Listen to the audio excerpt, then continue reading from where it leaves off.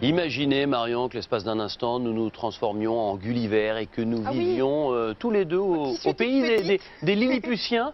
Regardez, les Lilliputiens, ils pourraient se véhiculer dans des dodoches comme celle-ci, des fameuses Dinky Toys. Vous allez nous expliquer ce que c'est et surtout comment vivent les collectionneurs de Dinky Toys. On sent que vous y avez joué, hein, petit. Je continue. Les Dinky Toys, ce sont donc ces petites miniatures en métal produites entre 1934 et 1981. La passion de beaucoup d'enfants, bien sûr, et la passion de beaucoup d'adultes également, à l'instar de Vincent qui en possède 6000 ou de Laurent qui, lui, alors connaît toutes les grilles de départ de Formule 1 depuis plus de 20 ans. Incroyable. Laurent Dupin est allé à leur rencontre, de vrais passionnés, et il vous dévoilent leur fabuleux trésor. C'est notre grand format. Ceci n'est pas un magasin de jouets. Nous sommes chez Vincent, 50 ans, collectionneur passionné de miniatures automobiles depuis 1975. C'est une pièce que j'ai consacrée uniquement à Dinky Toys. On peut dire qu'on y en a à peu près 6-7 000 environ. Tout n'est pas exposé parce qu'on n'a pas la place de tout exposer. Mon épouse, elle m'a jamais rien dit pour les petites voitures. Dans la maison, c'est vraiment séparé. C'est-à-dire que pour moi, c'est important de ne pas vivre dans les voitures.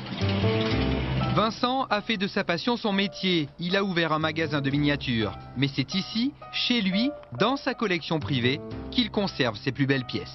Je vais vous montrer une pièce qui m'a donné beaucoup de fil à retordre. C'est une petite camionnette Peugeot.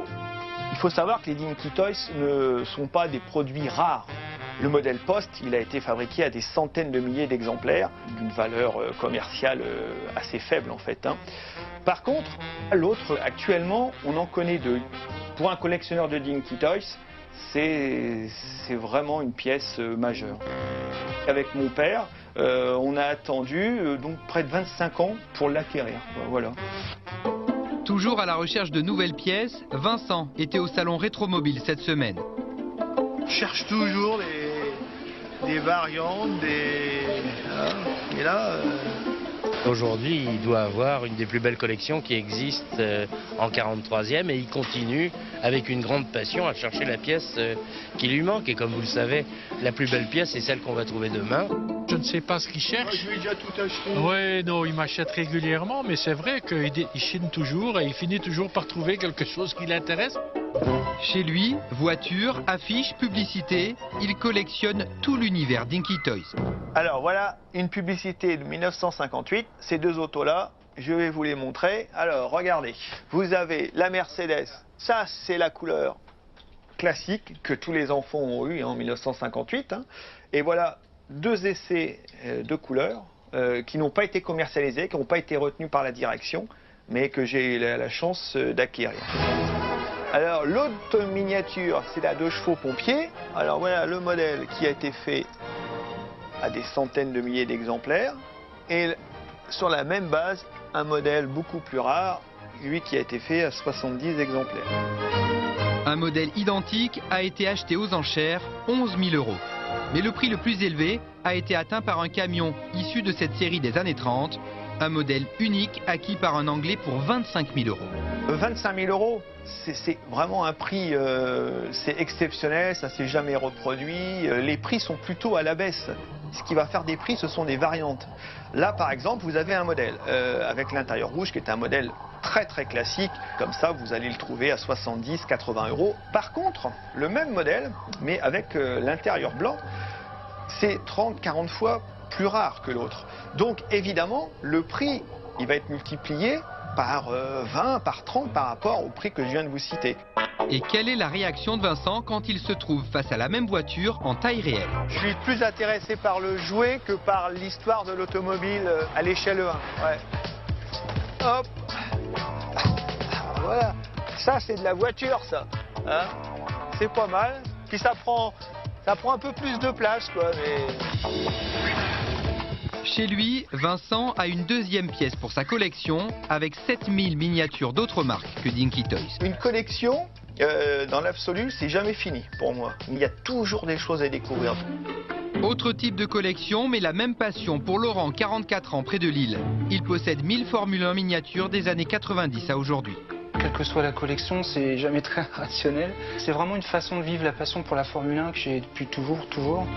Ce commercial va voir un Grand Prix tous les ans. Le reste du temps, il investit dans sa collection. Quand j'ai démarré la collection dans les années 2000, on trouvait facilement des modèles à l'époque à 20 €. Aujourd'hui, un modèle neuf qui sort de la saison en cours, on navigue entre 40 et 60 €.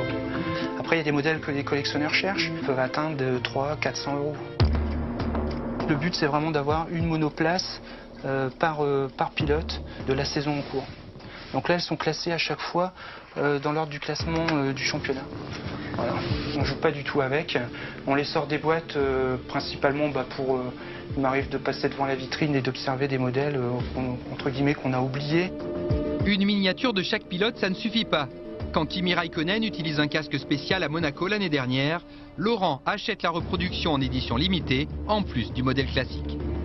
Donc ici on a des modèles plus rares. Là c'est la première course de Sébastien Vettel, Grand Prix des USA 2007. Il n'y en a pas eu beaucoup, donc forcément elle a pas mal de valeur. Et elle est très recherchée par les collectionneurs. Écoutez, là il y a quand même la dernière victoire d'un pilote français en Formule 1. La victoire d'Olivier Panis en 1996 à Monaco, avec le drapeau. On demande toujours même plus de précision dans les modèles. Aujourd'hui, on est arrivé à un niveau de détail quand même qui est plus que convenable, qui est même assez impressionnant. Tout y est, quoi, hein. Tous les détails sont là, les antennes, les boutons sur le volant. Pour être aussi précis, voici les secrets du fabricant. Donc les écuries nous fournissent un fichier de base qui peut être une Formule 1 complète ou une partielle.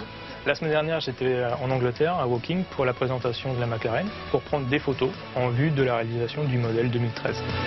Carrosserie en métal, les autres éléments en plastique, de la peinture, des décalcomanies, il faut 6 mois pour concevoir et produire une miniature. Tout est fait à la main en Chine. Par exemple, ici, vous avez un casque. C'est le casque de Lewis Hamilton, à l'échelle 1/43e. Nous avons l'ensemble des sponsors et bien sûr de la décoration. Aujourd'hui, la technologie permet d'obtenir des répliques parfaites. Des miniatures de collection, aux jouets, il y a un monde d'écart. Retour à Rétromobile. Dans ce bac, des majorettes, une marque connue, mais très peu recherchée par les collectionneurs. En 25 ans de carrière, j'ai eu une fois un collectionneur majorette. Ça ne se collectionne pas, ça joue avec.